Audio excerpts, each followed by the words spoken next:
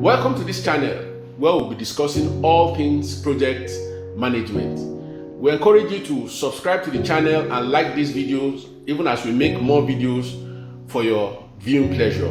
We'll be looking at the Project Management Institute as the gold standard for the industry. Feel free to write your comments, your questions, so that we'll address them in subsequent videos. Very soon we'll be conducting a free online course and we'll make available to you how you can be part of it. Are you preparing to write your PMI project management exam? Have you ever wondered what the exam looks like? Have you had discouraging stories about people who wrote the exam over and over?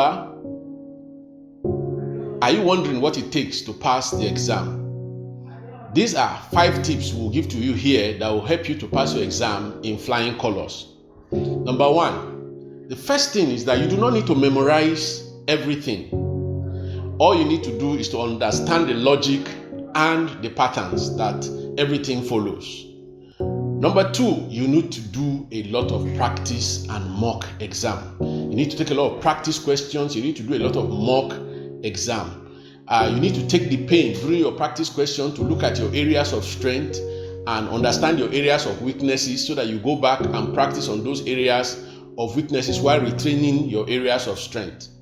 Most experts recommend that you write at least 5 mock exams before you write your major exam.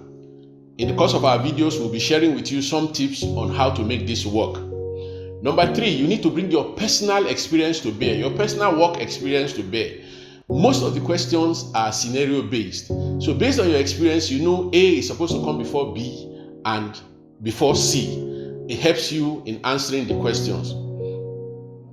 Number 4, the process groups. The process groups form a large portion of what will be in the exams, and the process groups are so many.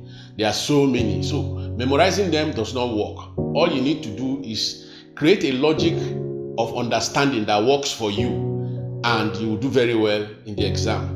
Lastly, and probably most importantly, is self-belief. When I was writing my exam, I was told the pass mark was 80 marks. So each time I write my mock exam and I score less than 80, I was told I did not pass. So you need self-belief, you need self-confidence, and a very good strategy.